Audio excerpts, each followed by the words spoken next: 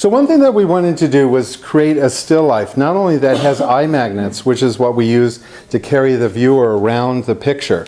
So usually eye magnets would be a twig or a stick that pulls us up, and then we might have a garlic going the other direction to go around. But we want to create eye magnets that go back into the picture and then come forward. Okay. So unlike having a still life that just sits there up in the front at this shelf, at the end of a shelf, with a back like this that's not very deep, we wanted to be able to create distance. And it's not an easy thing to do. I think out of all of my students, one student really accomplished an awesome one. She really got it, and she ended up putting a window in the back, her still life in front, and then she put a corner of a table that went to the back behind her still life and lit up the whole back of the painting. So that it created this wonderful eye magnet going back into the distance and then out front. It was really an awesome effect that she got. These are still very tight paintings. The whole idea is to create compositions that have a little bit more interest. Now, probably what I would have suggested to do on this is like the crock. You could have put the crock much further back, left that alone, put the garlic out in here by itself, detach it, and then maybe have like a sprig of onion, that comes across. That kind of pulls us to the back, that creates kind of some movement that puts us to the back of the picture and then to the front. Unfortunately, this is a very traditional scene, very nicely painted. Which direction is the light coming from? From the side. Okay, so the light's coming this way, which is actually what we want. The object itself is a little centered, and it probably would have been a little nicer to have it over to the left a little bit. The color palette is real nice. The lighting quality that's there is very, very nice too. So you did a really, really nice job with this. One of the students uses the analogous color wheel. And that is a color wheel that has an array of colors that you can use as opposed to just working with like complementary colors. And so if you saw an analogous color wheel, you'll have a variety of colors, plus you'll have a dominant color. So like this crock pot is, would be brown-orange kind of tone. And so on the other side, you'd probably have a lot of purples. And so rather than just opting for a brown background, it says, hey, try a little bit of this purple, try a little bit of this green, and it gives you kind of a variety of colors. And we haven't really talked about analogous colors, but some of the students have actually done that. Now, what's really, really important to do is that when you set up a still life, everything that you're going to do with that still life needs to be there in front of you.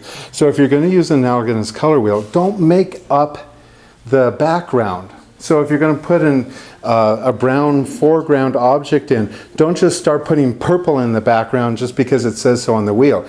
You'll actually have to bring some purple fabric or something that's purple and put it behind there, because the purple is going to reflect on the objects.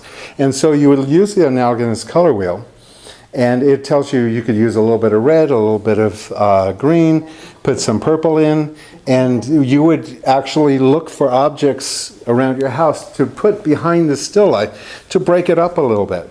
Now, the reason why your backgrounds are so boring, you say, is because you're not making them exciting. I mean, imagine if we stuck this in the background of your thing. Yeah, more excited. It would be more exciting, right? You got some dish rag or something you can stick in the back that has some color on it, or some lace or some curtains or something like that. Something that has a little bit more color into it. I mean, the only reason why they're boring is because you're not thinking what to do with them. Exactly. I need to work into them. Everything that you want to do, and so a lot of times the students go, they're just really too dark. It's like, well, then don't set up dark still lifes. Whose is this? Okay, so what were you thinking? I was trying to get the effect of light toward the back of the painting with the onion. Yes.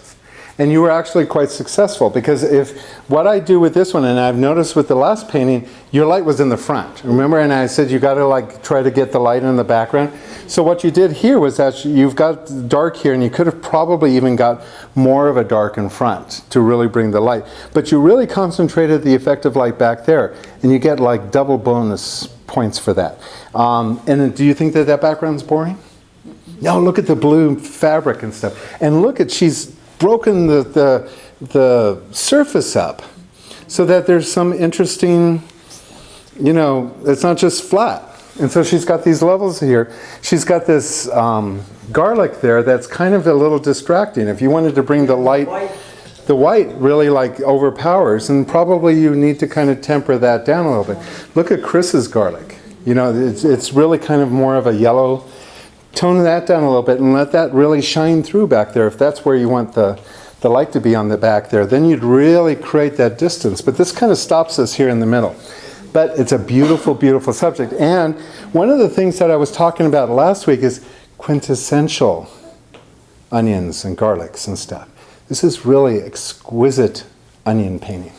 That onion looks as if somebody had actually put it right on this canvas. Really, really nicely done. Bravo.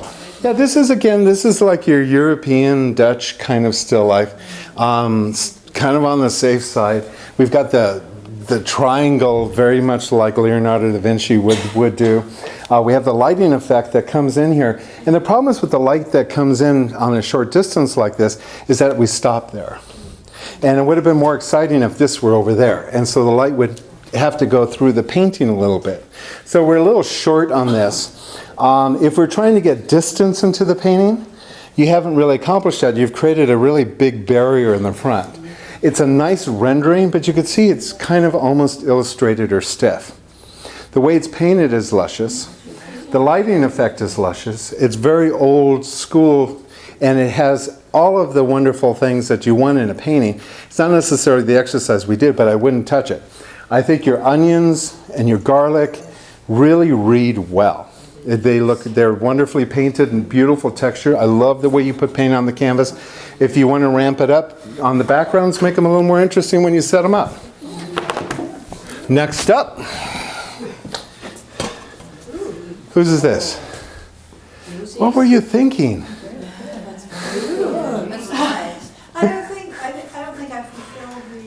People always, people always go, you always seem like, what are you thinking? It's a joke.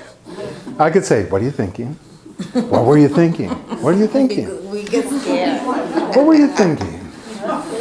Just depends on how you say it. That's why sometimes, what are you thinking? No, when I say, well, what were you thinking? One thing, it was just a couple hour homework assignment. You decided to paint the entire kitchen. But that's okay. The thing that one thing I want to do is be reasonable. If you got a 2 or 3 hour limit to paint at home, then paint 1 or 2 objects. This is a real major studio piece, and I think you really took it on and you really did an awesome job. Did you set this up from life? Yes. Okay. What is your central focal point? Garlic. No, I'm asking Jean. The light on the objects, onions and garlic. What were the central focal point? What were they? No, what is your central focal point? No, don't tell her. This is worse than a math class. Shh. It's her painting. She painted it. She knows what she wants to be the central focal point. It could be anything that she chooses. What's your central focal point? Just choose something. All right. The garlic. Okay, the garlic. And what is it about garlic? What do we paint? We don't paint Light. things. We paint light. So it's the light on the garlic, right? We don't paint things. We paint effects. So it's the light on the garlic that you're painting. So the light hitting this garlic. So can you see where the problem is to start off with when I ask you what your central focal point is and everybody's guessing? A painting needs one thing, and it could be anything you choose. It could be these over here, just depending on how you shift the lighting in there. But your central focal point has to be one idea, one thing. People's minds are very, very, very small. Don't complicate them. Don't complicate them. No, they'll walk away going, ah. Okay, so central focal point, and this is really central. It's like in the middle of the painting. Could it be a little bit more interesting if it were over here? Yeah, it's a little more challenging. I love the way that the garlic is throwing the shadow, very dynamic. Love the onions, the way that they're cut. But everything has equal light across it. And I'm not quite sure where you want me to settle down. When I look at you, I don't see anybody else. In fact, when I look at you, I don't even see your hand. I don't see what's behind you. When I look at you, I can see your glasses and I see your eyes. And it's like my brain just goes, And when you look at something, you go, And what you're doing with the viewer is that when you're in a gallery, you want to pull that viewer across the room like a beacon. And you do that by saying, look at me. And then when they come closer, things start to make sense. But if you don't pull them over, they're going to go to another painting. You have 1 second to get their attention. And so what you want to do is say, look at this lighting effect on this, you see this with Lavelle's work, is that you see this glowing tangerine. Go, wow, look at that. Or the light coming through a lemon slice. Could anything be more beautiful than that? And then, it's like, woo, and then you find all this wonderful stuff as you discover that. So that's what you want in here. These could have been toned down, this could have been toned down. Everything's set up now. Is this a boring background? What did you use for your background? I crumbled a bag. Yeah, it looks it. Look, a crumbled paper bag instead of a black wall. See, and if we had lighting effect here and we just skimmed the lights on the edges of those onions and let them disappear into the back a little bit, they would have a little more dimension to them. Beautiful, stunning beginning of a painting. Beautifully done. Very, very nice. You should be very proud of that. Okay, whose is this? Okay, wow, you're a busy gal. Okay. Or just plain. This is a wonderful beginning, beautiful colors. The thing that's missing in here is the light. You're just waiting for something to light. So you could choose anything, but choose something. Make me fall in love with a spot, garlic hitting, something. You kind of started here, but you kind of fizzled out at the end. Beautiful foundation for a beautiful painting. Okay, thank you. Very, very nice. Any questions? Did we get all the paintings?